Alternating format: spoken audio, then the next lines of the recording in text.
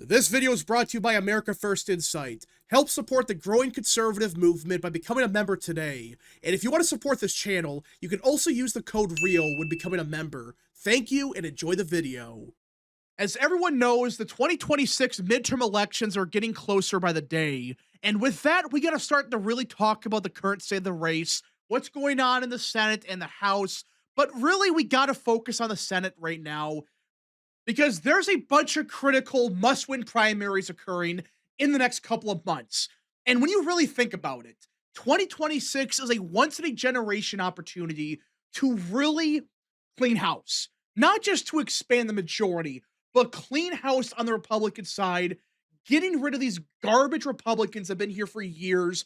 They suck on the issues. Their voting records are bad. They cause a lot of problems. And there is a chance this year that we can finally get rid of a lot of these awful Republicans across the board. And we're not talking about just one or two potentially bad Republicans. We're talking about a sizable chunk of the Republicans up this year that are just awful. There's no questions about it. They're terrible. Most of them have to go. And this map right here, it visualizes the point I'm trying to make. All right. Again, this is not a perfect map. You could argue people like John Cornyn, they're terrible. But again, in a nutshell, this is kind of the state of the Senate for this year, for the class up this year.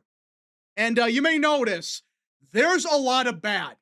There are some decent senators like Tommy Tuberville of Alabama, who is sadly retiring to run for governor. Tom Cotton's all right. Roger Marshall's fantastic. You do got some decent ones like that. But outside of them, look at this class. Look at how awful it is. There's a couple mediocre ones, but a good chunk of them are bad or just downright terrible. Again, this is just in a nutshell. You can change some ratings around a little bit here and there, but really, this should illustrate to you how bad the Senate still is, especially this class. Seriously, you have bad Republicans in West Virginia, Oklahoma, Idaho. You got mediocre ones in South Dakota. Really? Again, you can adjust some of these here and there, but this is in a nutshell how bad this Senate class really is.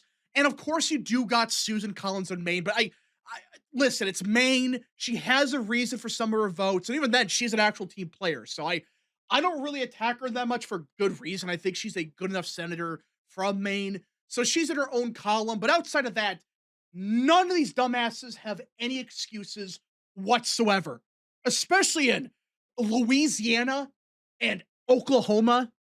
Really? That is absolutely pathetic. And listen, we could talk about places like Georgia and Michigan that Republicans could maybe flip, but really, Republicans right now have to be more focused on these primaries because there is a chance we can finally get rid of these awful Republicans across the board. We can finally get rid of them. This is the chance to do so. And it seems like we are well on our way to actually accomplishing that. As Elon Musk out of nowhere gave $10 million in the Kentucky Senate race, not to Daniel Cameron or Andy Barr, who, yes, they would be upgrades over Mitch McConnell, but let's cut the crap. Who cares if they're a slight upgrade? This is Kentucky. We expect a solid Republican, somebody great on the issues. We don't expect, at best, a mediocre replacement who's just going to be Mitch McConnell 2.0, maybe slightly better. But no, Elon Musk, out of nowhere, gave $10 million to Nate Morris. And for those that don't know, Nate Morris is by far the best candidate in the race. He is the conservative pick in Kentucky. There's no questions about it. And Nate Morris at first started off as kind of the long shot candidate. He had no chance of winning. But you look at the polling, and yes, Nate Morris right now, he is still down in the polls. He's not at 80% or whatever. But you clearly can tell Nate Morris has been slowly but surely rising in the polls, and he has actual support in the grassroots. The grassroots base loves him in Kentucky. He is running a phenomenal campaign, running on stuff that we support, such as an immigration moratorium. He's just saying, hey, we have banned most immigration for a long time. We have to cut back on the insanity with some of the foreign policy stuff. We got to put America first again. That's what he's running on. And he has serious support. Again, he got Elon Musk's backing, $10 million. That's a lot of money. Look at the current fundraising right now. Andy Barr so far has raised the most. Only $5 million, though. Yes, he has some backing from groups, but really, this financial backing of Musk for Boris is such a big deal because this is a actually good Republican in Kentucky. There are right now no good Republicans. Thomas Massey sucks. Everybody knows about that. Rand Paul sucks. Like, are they better than Mitch McConnell? Sure. Does that really say much?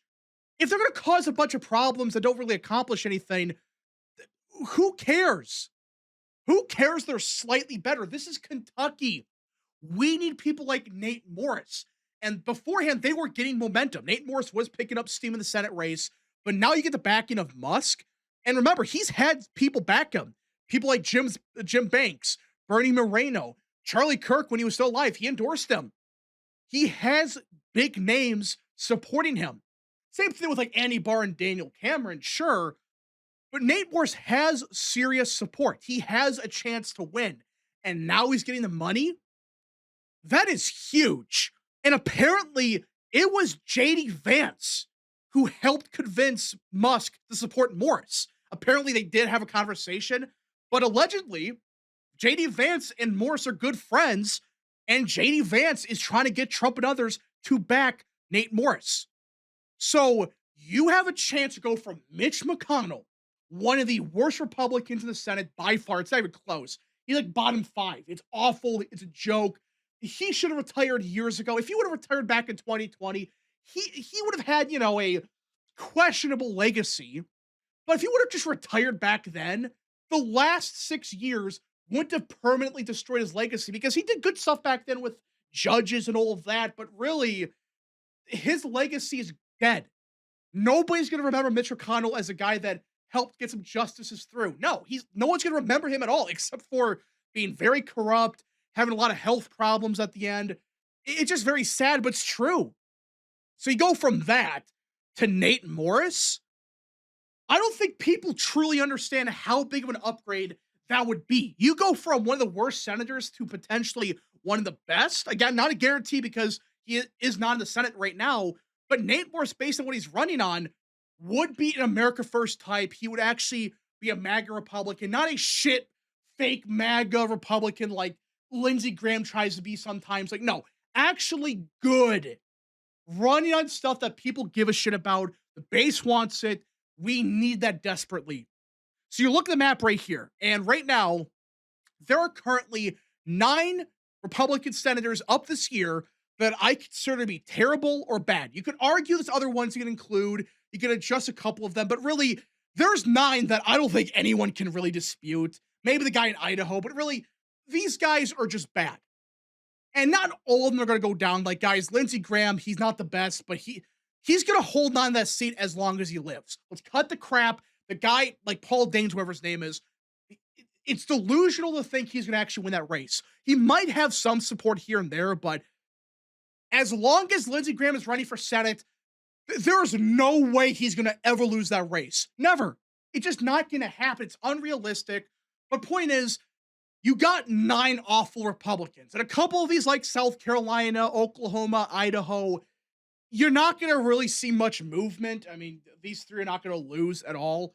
But these other ones, there's an opportunity. Like, for example, Kentucky, even if Daniel Cameron wins, which he might be the favorite right now, but with Musk and Trump potentially backing Morris, Daniel Cameron's screwed. But even with Daniel Cameron, you go from terrible Republican that sucks, nobody likes McConnell, to even a mediocre one. Yes, he is the successor of Mitch McConnell. We all know that. But he is objectively better than McConnell. I don't think anyone can really dispute that. Does that mean he's great? No, of course not. But still, I would rather have Daniel Cameron there than McConnell. Problem is, though, the millisecond Daniel Cameron wins, he is stuck there forever. No matter what you do, he's going to be in the Senate for however long he wants to be in the Senate for 40 years, 50 years, whatever. He's going to be there forever. And that's the problem. You don't want just mediocrity. You want actual improvements for the long term. And this next year, there are so many possibilities for Republicans to actually improve their majority. And when you factor in races that have a serious chance of a primary occurring, like an actually competitive primary, not South Carolina, guys, cut the crap. Lindsey Graham's not going to lose. I want him to lose. It's just not going to happen. But even the semi-realistic primaries, like in Texas, it's looking like John Cornyn goes down. Louisiana, Cassidy looks screwed. Tom Tillis is already gone. And yeah, you're going to have a competitive general election. When you factor in all of that, even Wyoming, look at the potential map. And this is not the best case scenario. If this is like the semi-realistic, what's more than likely going to happen later this year. Just look at this. You go from, in this year, you go from 5 solid or fantastic Republicans to 9. And you get rid of all the terrible options. You get rid of Cassidy. He's not winning that primary. He was already screwed beforehand. Now they got Letlow in the race, who I'm not saying is great, but she's the definition of mediocre. She's all right, could be better, but still, it's far better than Cassidy. So same thing with North Carolina. Tom Tillis is gone. He retired. Yes, that's be a competitive general, but Whatley would be a solid senator in North Carolina. So you do all the math and you realize we go from 3 just downright awful Republicans to 0, and the total that are bad goes from 6 to 5. That is a huge swing. That means we go from more terrible or bad Republicans compared to solid or fantastic to more fantastic and solid Republicans for this term. That is a big deal because this is just one election. One election, and we're getting rid of some of the most egregious Republicans in the Senate, even ones that are not as bad as others, like the one in Wyoming. Like, she's not the worst in the world, but you go from her to Hagman, that's a solid improvement. And you're going to notice the Senate is going to get better. There's other ones like in Iowa. Ernst is awful, but a replacement is just as, she might be a slight upgrade in some areas, but really it's a lateral upgrade at best. So yeah, it's not all perfect, but I mean, just look at this map before this election. It's pretty bad. A lot of bad Republicans to still long ways to go, but it's actually something to work with. It's not just you got 2 actually good Republicans in Tuberville and Marshall. No, you got Marshall. You have potentially Ken Paxton or Wesley Hunt. You have Barry Moore of Alabama, Nate Morris of Kentucky, Tom Cotton, who I know is not the best in foreign policy. He's still good. The list goes on and on. These are good replacements that have actual chances of winning. Again, not a guarantee it all happens, of course. But really, it's not that insane to say that Cassidy goes down.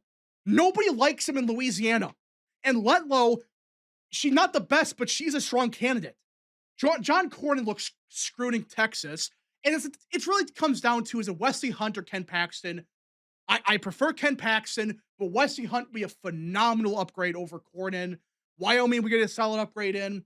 Louisiana, North Carolina, these are actual improvements. Anyways, folks, thank you so much for watching. If you guys did enjoy, smash the like button down below, subscribe, share with your friends, and of course, join the channel today. Godspeed to all of you.